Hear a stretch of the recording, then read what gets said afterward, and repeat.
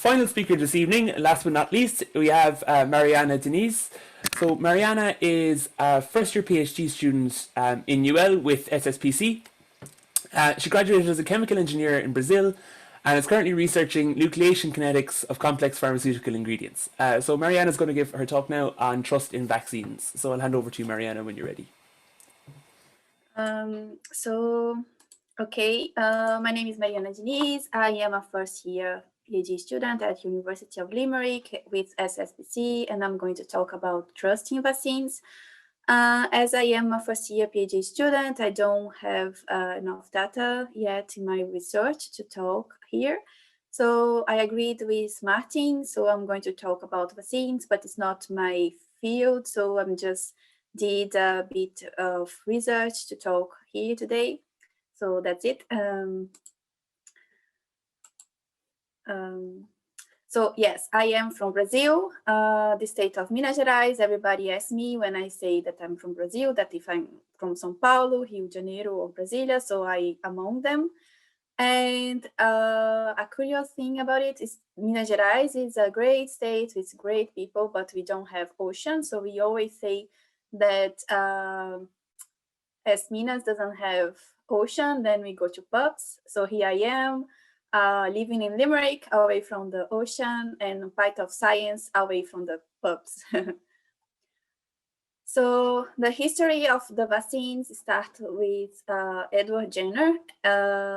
He inoculated a boy with the cowpox pus from a milkmaid infected with the cowpox. And this boy didn't present, like he just got a mild case of cowpox, so he didn't get a serious disease. And this boy, the same boy, was later infected with the scabs from a lady who was infected with the smallpox. That was a more virulent, it was a more serious disease to the humans. And then Phipps, the boy, just didn't get serious disease. He didn't get any bad infection. So then Edward Jenner proved that when you infect somebody with a milder, like a weaker version or a similar but weaker version of the disease, then you get the body to fight the disease and you don't get sick. And one interesting fact is that cowpox virus was called vaccinia, so that's where it came the name vaccine. Another interesting historical fact about the vaccines was with Louis Pasteur. Then he was studying, founded by farmers, how to improve the immunity of the animals in the farm. So he inoculated half of the sheep of one farm with an attenuated or a weaker version of the anthrax bacillus. So half of the sheep got it and the other half didn't. So they were called a control group. And after some time, he inoculated both groups with a virulent or a more serious, more aggressive strain of the same bacillus. And the sheep that was inoculated with the weaker version, they all survived. And the other half that didn't get any treatment, they all died. So Pasteur proved that if you inoculate animals with a weaker version of the serious disease, then you get the animals to fight the disease so they don't get sick or they don't die from it. So that's basically how the vaccine works in our body.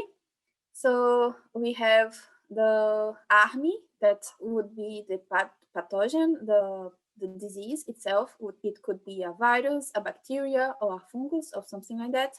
And then you have the army, the soldiers, would be the antigen. They are the ones that are going to find inside in our body.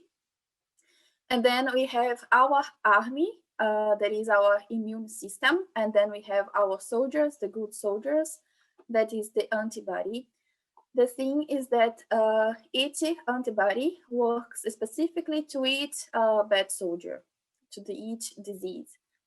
So it's the antibody, they are trained to a specific soldier, a specific disease.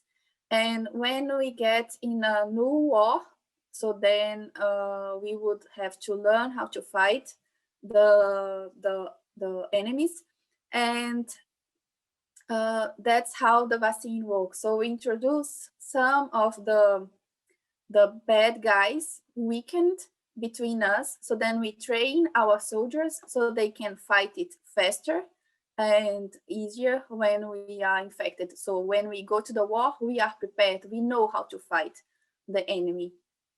That's the principle of the vaccine. And to be released in the market, the vaccines, they pass from large steps of testing. So the first phase is with a small number of volunteers that are healthy and young people. And after being approved in the phase 1, they are tested with several hundred of people, volunteers. So we increased the number of people tested, and in the phase 3, we tested thousands of people. And if after these 3 phases of treatment, we prove that the vaccine does produce the good soldiers to fight the disease, then it doesn't make any harm to our body, then it's approved for broader use. So every vaccine that we take it and that is approved to be used in humans, they've been widely tested and it's safe to be used, so we can trust it. The components of the vaccines are the antigen, so it's the bad guy, the bad soldier. Adjuvants that helps to improve the efficacy of the vaccines, preservatives and stabilizers to stop the vaccines to getting decomposed or suffer chemical reactions, surfactants to blend the components together, so keep everything together. It could have residuals that are tiny amounts of the components used to produce the vaccine. So we could have like something like eggs that causes allergies to some people. And we have diluents to dilute the vaccine before applying to our body. So usually we use sterile water. Actually, we have 3 types of vaccines. The first to be developed was the weak whole microbe approach. So it was a weakened version of the bad guy self. So we weak the bad soldier, the microbe, and then we apply it to our body. We later had the subunit approach. So we didn't insert the whole microbe in our body. So we would apply just a tiny part of it. So usually it's protein or sugar. So it's like applying a leg or something like that to learn how to fight the army. And the modern one, the newest one, is the genetic approach. So we just apply the genetic information of the soldier. So then our body learns how to multiply the DNA or RNA, and then we create the resistance to the disease. Here are some data from USA. The number of cases of the disease reported in thousands of diphtheria, polio, and measles during the time.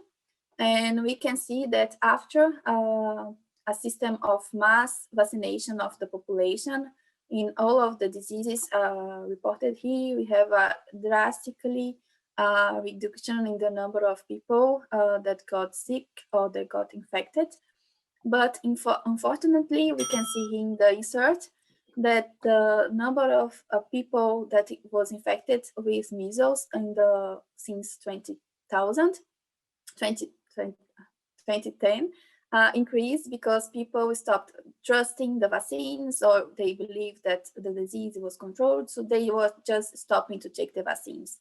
So we cannot do it because we could have one disease that has been controlled to come back to haunt us.